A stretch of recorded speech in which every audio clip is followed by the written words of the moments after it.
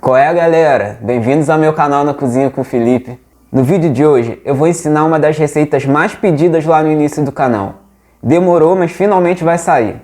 Hoje faremos pão rústico caseiro, com a casquinha bem crocante, o miolo fofinho, é uma delícia.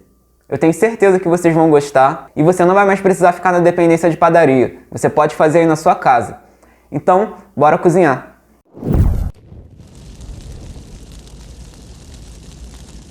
O pão que eu vou ensinar hoje não é o pão que eu usualmente faço. Eu gosto de fazer os pães de fermentação natural, mas hoje eu vou ensinar a fazer um pão de fermentação biológica. O pão de fermentação biológica é bom no quesito de que ele é rápido de fazer e ele fica pronto rápido. O de fermentação natural, ele leva 24 horas de preparo. E eu adoro fazer pão, porque fazer pão é uma arte e é uma ciência, porque envolve medidas exatas e são diversos testes de hidratação e muitas outras variações de temperatura, de cozimento, de tempo. E qual é a principal variável que a gente vai encontrar nesse percurso fazendo pão? Qual a farinha a gente vai escolher? Porque existe uma variedade enorme de farinhas e algumas são boas e outras nem tanto. Como eu sei que uma farinha de trigo é boa para fazer pão? Não é 100% certeza. A gente só vai saber se ela é boa testando. Mas qual é um bom indicativo? A farinha, ela tem uma tabela nutricional. Carboidratos, proteínas, gorduras, fibras, sódio, etc. O que interessa aqui pra gente olhar é a quantidade de proteínas. Por exemplo, essa farinha que eu estou usando aqui, ela tem 5,5 gramas de proteína a cada 50 gramas. Se a gente multiplicar essa quantidade e extrapolar para 100, a gente vai ter 11 gramas de proteína para cada 100. Isso significa 11% de proteína. Essa outra farinha aqui, ela tem 5,3 a cada 50 gramas. Então ela tem 10,6 gramas de proteína. Essa aqui tem 7 a cada 50. Então em 100 gramas ela tem 14 gramas de proteína. E essa aqui tem 6 gramas de proteína a cada 50, que dá um total de 12% de proteína. Quanto maior o teor de proteína, mais água a farinha vai conseguir absorver. E geralmente pães com mais água, com mais hidratação, tendem a ser melhores. Então nesse panorama aqui, a melhor farinha seria essa aqui, que tem 14 gramas de proteína. Mas como eu faço pão e eu faço parte de alguns grupos de pão, eu vejo que muita gente não obtém excelentes resultados com essa farinha, apesar dos 14%. Essa aqui é a farinha queridinha da galera, é a farinha Venturelli. A farinha que eu mais uso é essa farinha aqui, farinha Globo, a de 14%.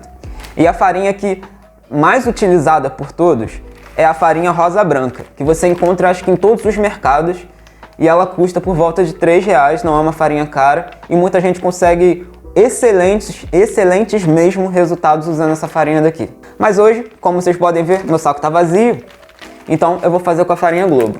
Parece complicado, é uma ciênciazinha assim, são muitos números, mas não é. Depois que você começa a fazer, você vai pegando a prática, você vai já no automático, você já olha assim e você já diz assim, essa farinha aqui vai dar um bom pão. Aí você vai arriscar e vai quebrar a cara ou não, vai fazer um pão muito bom. E não foram só essas farinhas aqui que eu usei, hein?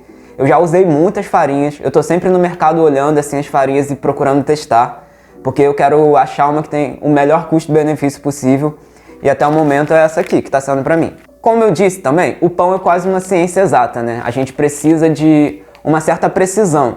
Porque, por exemplo, eu já fiz pães com 67% de hidratação, que é a quantidade relativa de água e farinha. Então, para eu fazer essa relação de 67%, eu precisava disso aqui, ó. Uma balança. Uma balança é quase fundamental para você fazer um pão. Dá para fazer sem a balança? Dá. Vai ficar bom?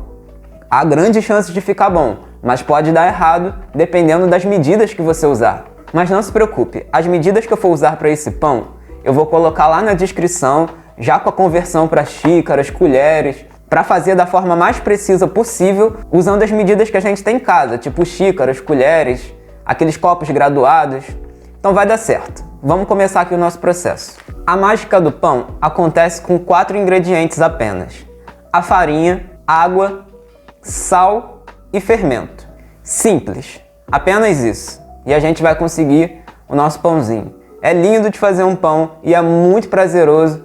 Eu vou fazer um pão que vai render um pão médio, cerca assim desse tamanho. E para fazer um pão desse tamanho, eu vou começar com 400 gramas de farinha. Como eu disse, as farinhas têm hidratações diferentes, mas uma hidratação que quase toda farinha comercial consegue absorver é entre 60% e 65% de hidratação. Se você nunca fez um pão, eu recomendo você começar com 60% de hidratação. Se você já tem um pouquinho de experiência com massas, você pode fazer com 65%. O que é esse 65%? É 65% do valor do peso de farinha. Então, eu tenho 400 gramas de farinha aqui e eu vou fazer a conta. 400 vezes 65, que são 65%, dividido por 100. Então, eu tenho aqui 260 gramas de água. Água adicionada, aqui eu tenho meio pacote de fermento biológico seco, que correspondem a 5 gramas. Aí você coloca ele aqui num cantinho. E aqui o sal, que é 2% da quantidade de farinha, que corresponde então a 8 gramas de sal, que eu vou colocar aqui no outro canto.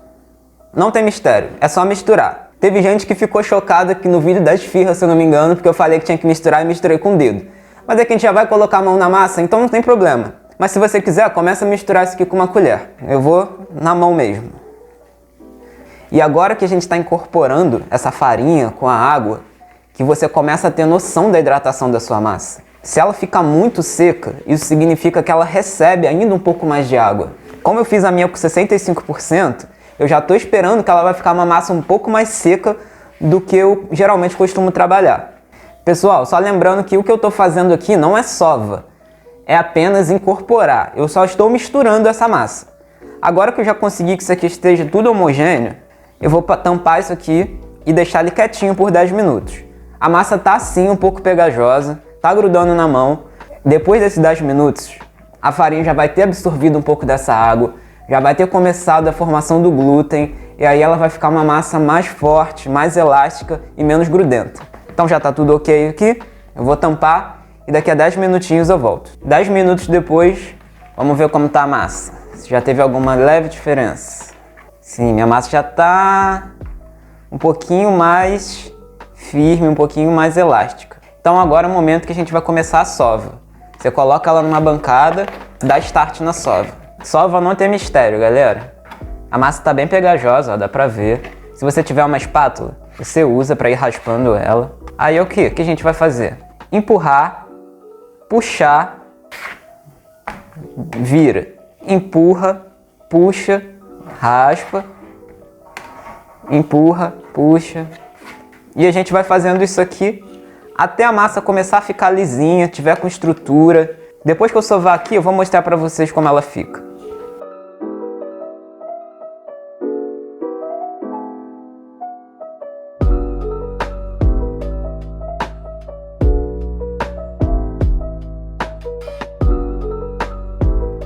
Dez minutos geralmente já é o suficiente. Se você achar que tem necessidade de sovar ainda, você sova por mais 5. Olha só, a minha massa ela estava bem pegajosa no início. Eu não coloquei nada de farinha, eu só sovei e ela tá aqui, ó, lisinha.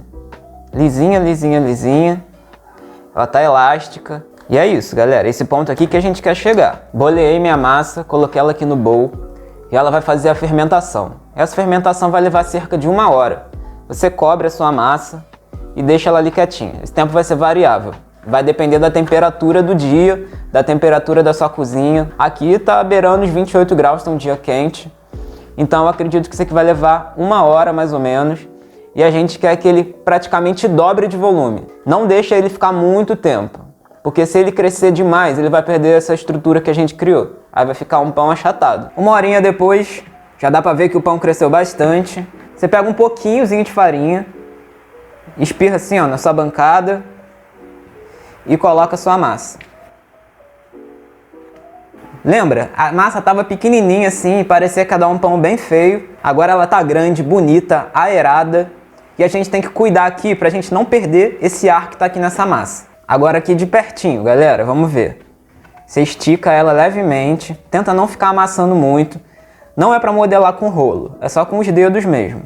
E agora eu vou dar a dica de modelagem para fazer ele compridinho.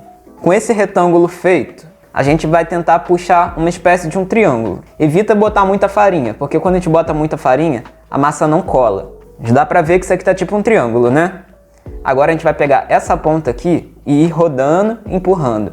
Rodando, empurrando. Rodando. E assim vai.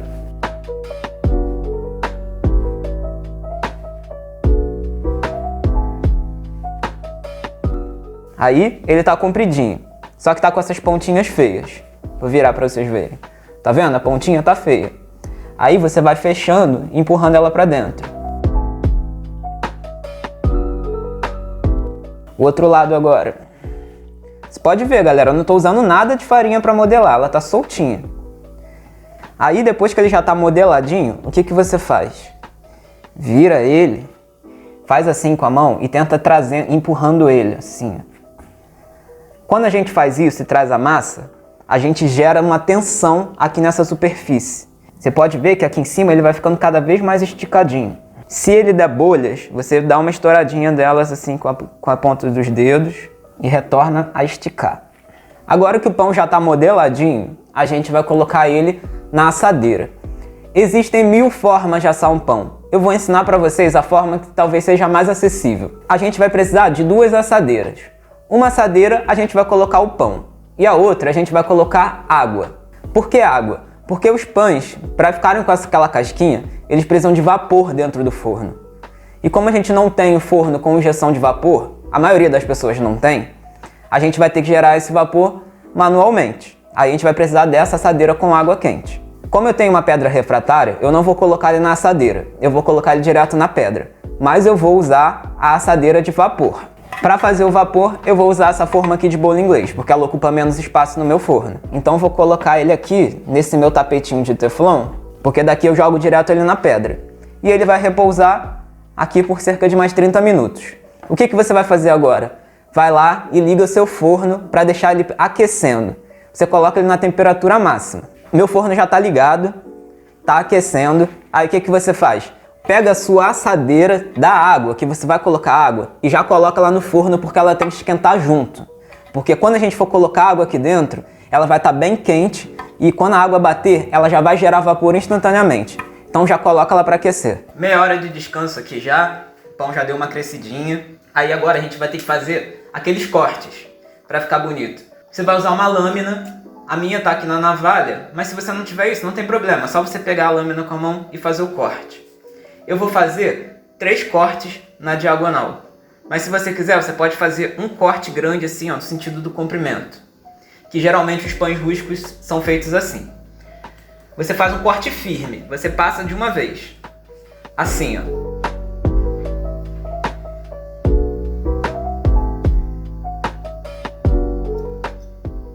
Pronto, só isso. E agora, galera, é mandar pro forno.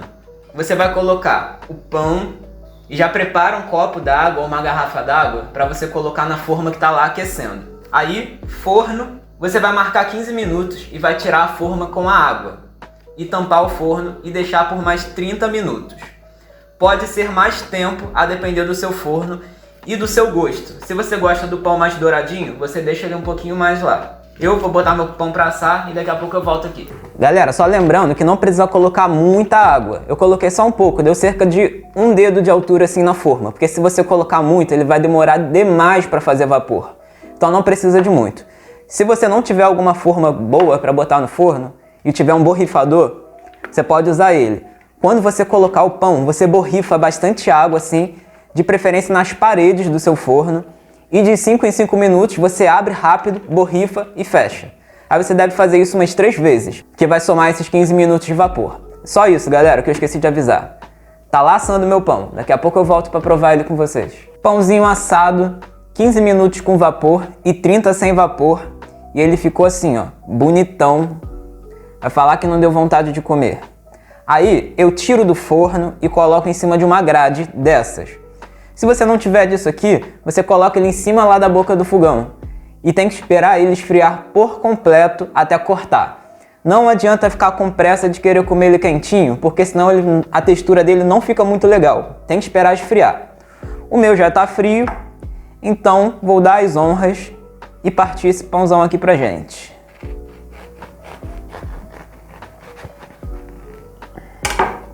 Será que tá bom? Bonito, né? Fofinho.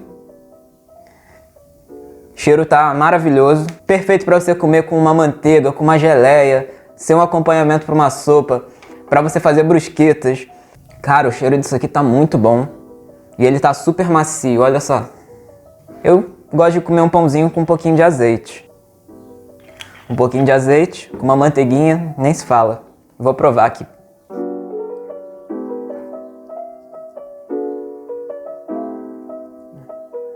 Galera, esse pão tá espetacular. Apesar desse pão ser muito bom, ele não é meu favorito. Eu tenho uma quedinha pelos pães de fermentação natural. Eu acho eles com sabores mais complexos, mais gostosos. Mas esse aqui, cara, pela facilidade que é de fazer, um custo-benefício excelente, perfeito. Você gostou do vídeo? Tenho certeza que sim. Então, não esquece de deixar sua curtida. Deixa um comentário também, compartilha com um amigo, com sua mãe, com um familiar. Compartilha para me ajudar. E se você fizer esse pãozinho, ficar bonito assim, você tira uma foto bem legal, posta no seu story e me marca, que eu vou ficar felizão de saber que você fez essa receita. Vou terminar de comer meu pãozinho e guardar esse aqui pro lanche de logo mais. Valeu!